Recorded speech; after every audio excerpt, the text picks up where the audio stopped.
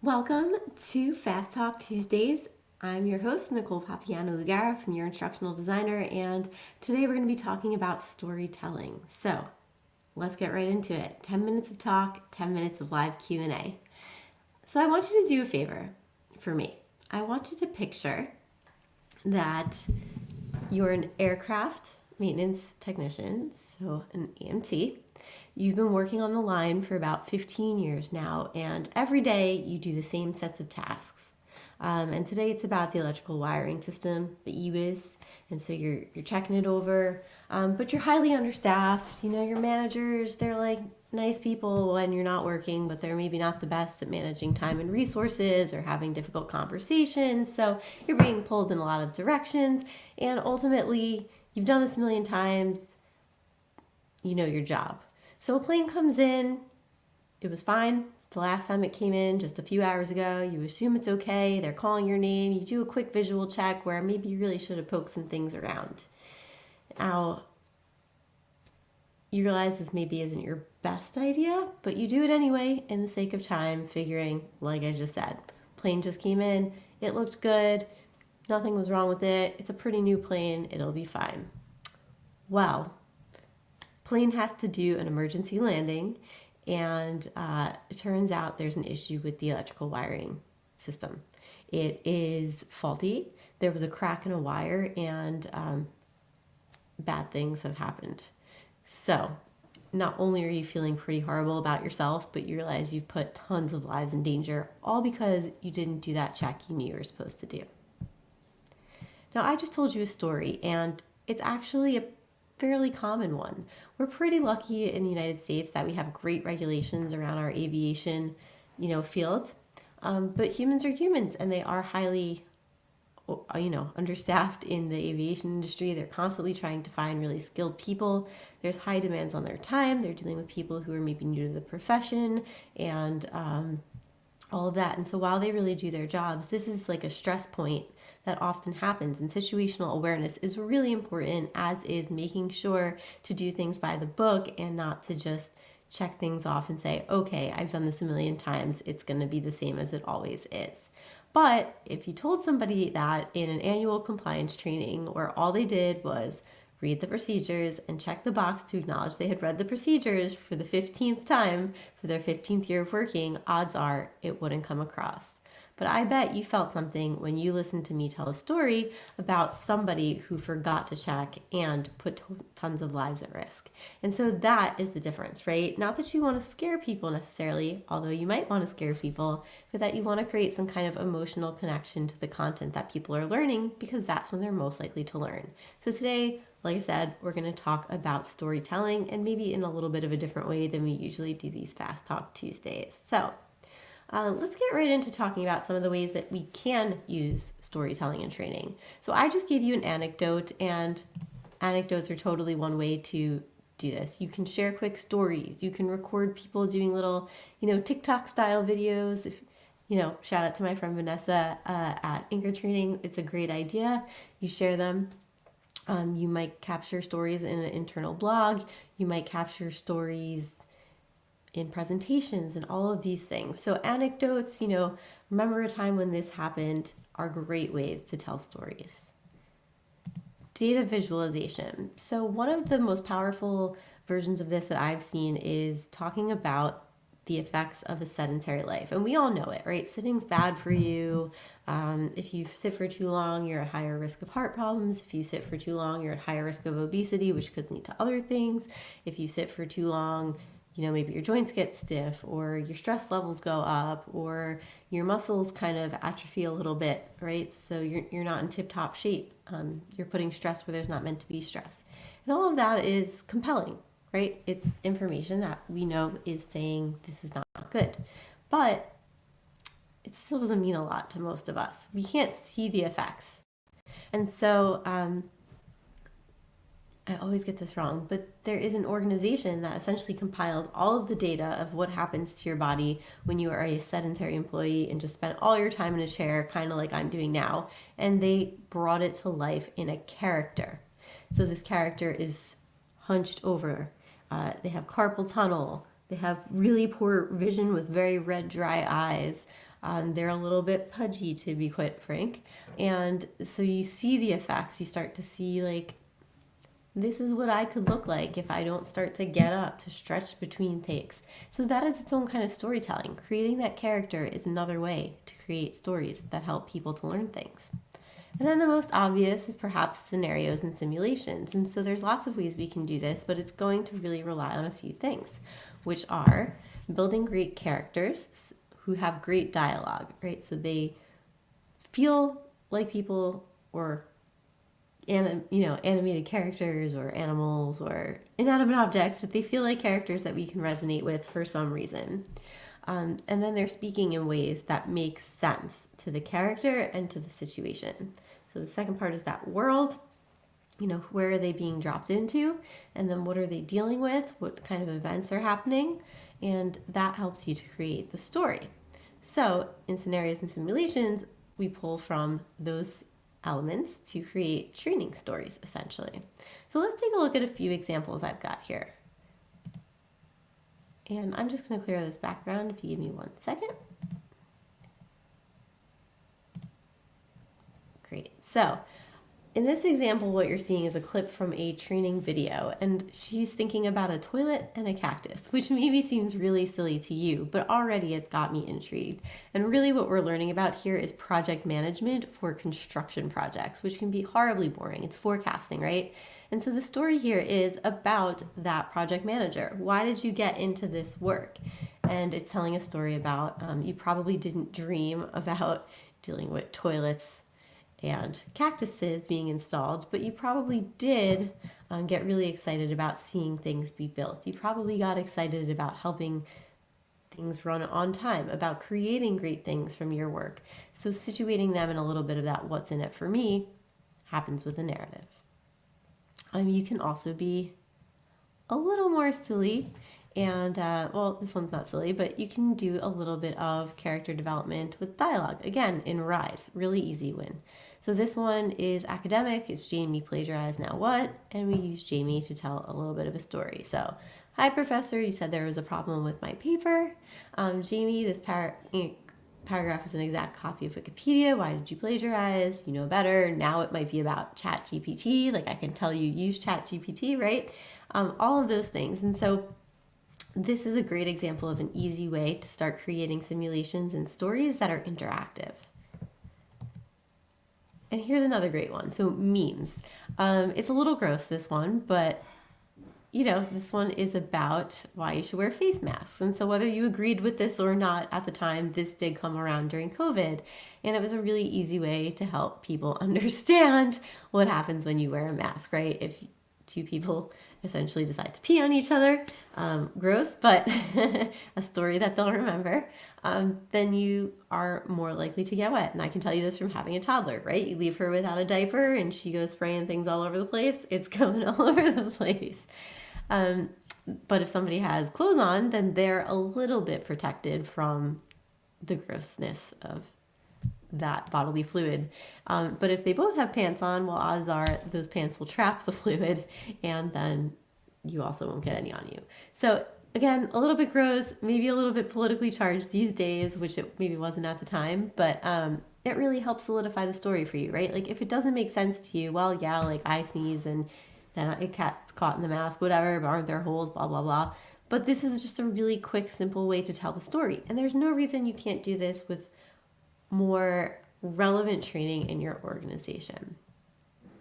Here's one more example. Again, it's a little bit of a comic, a little bit of a meme, but we've all been through e-learning we don't want to go through, right? So a typical tale of torture. So clicking next for the 100th time as the narrator starts to sound like Charlie Brown's teacher. Ugh, how much longer?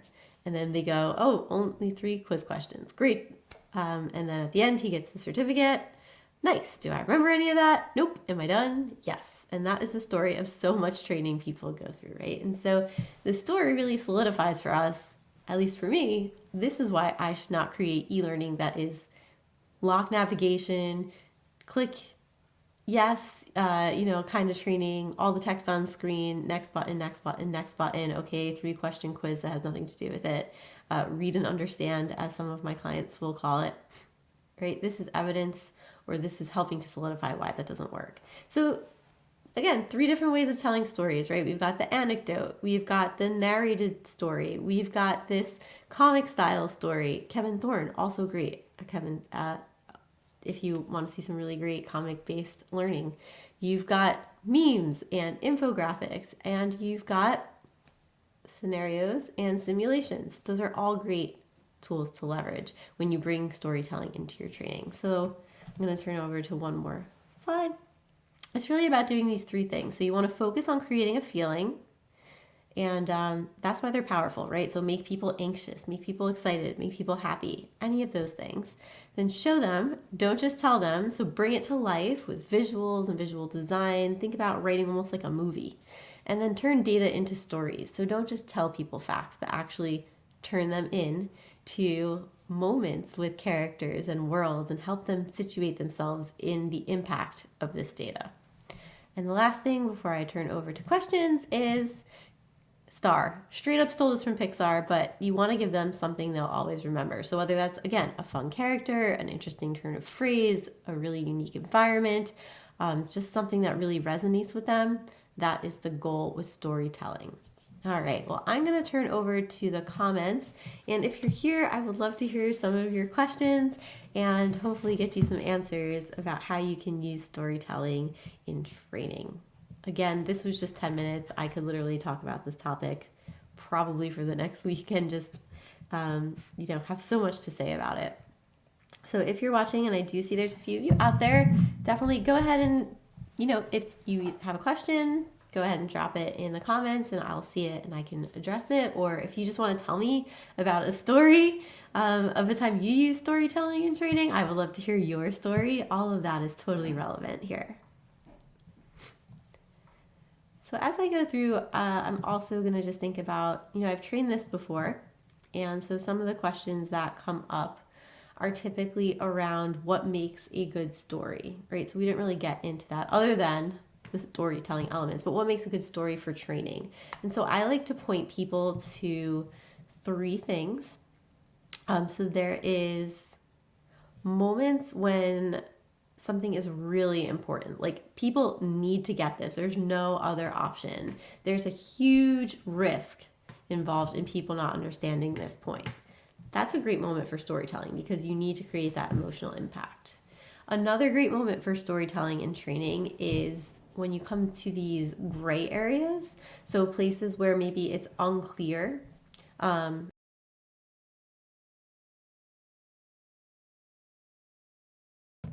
It's unclear, sorry about that, whether they would be using any specific set of tools, right? It's more about decision making, and maybe that decision making pathway isn't always clear. That's a great time for storytelling too, because it can help you explore the different avenues and pathways it could go down. It can help you explore the environment in which they'll be making these decisions.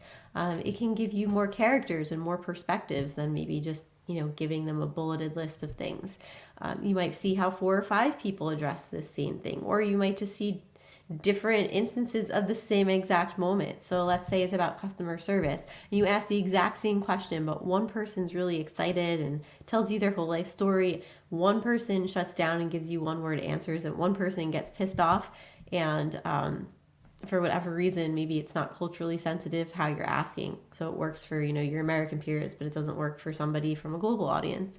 There might be different perspectives. And so that's a really great moment to use storytelling and training. Another great moment is on something people often confuse. So if they're not getting it and the formal instructional delivery is not making it clear, then stories can help them make sense of it.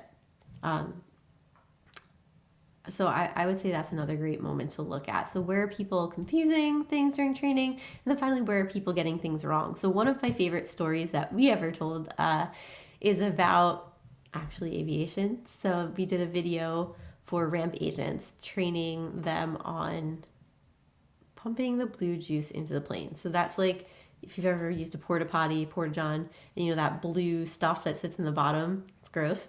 That gets pumped into airplanes as well, right, to keep the porta potty in the sky clean. Someone has to pump that stuff into the plane to keep it also not, clean. And so at one airline I worked with, people were overflowing it from time to time. And obviously, compliance training enough and like onboarding and the new hire induction and all that wasn't doing the job. So we told the story and we showed very clearly what happens when that blue juice pumps. The person's outside, they just kind of leave it, they forget about it, they go do something else, they come back, and the plane is now has this flowing stream of blue juice running through it. And in the original cut, there's actually some poop floating down the aisle because we like to have a little fun. I do think the client made us cut that if I remember correctly, but we got to keep the blue juice flowing through the plane. And really, it was just a moment to say, you know, this stuff is really corrosive. It causes hundreds of thousands of dollars of damage. The plane has to be pulled off the line. People don't get to do their travel plans, right? Their plane gets canceled. It might not have an alternate. So it's not even just the immediate impact of, oh, this is annoying, but it in telling those stories about why this was a problem, and this happened more than once, so it was a problem, we were able to connect. And as far as I knew, at least 6 months in, there had been no more blue juice incidents, so it was working. So think about those moments for you. And again, to try to recap quickly, that was high risk, high importance moments. That was highly confused or easily confused things people are making egregious errors in the line, and also gray area. So places where decision making isn't necessarily an obvious yes or no or very clear answer. So what questions can I answer for you? I do see, again, there's a bunch of you out there, and I can see that I'm not alone in this room, which is nice. I would love to hear what kind of stories you're telling at work, what situations you have where you think storytelling might work, but you're not sure. Happy to answer questions about that. We've got about 3 minutes on the clock for any questions you might have out there.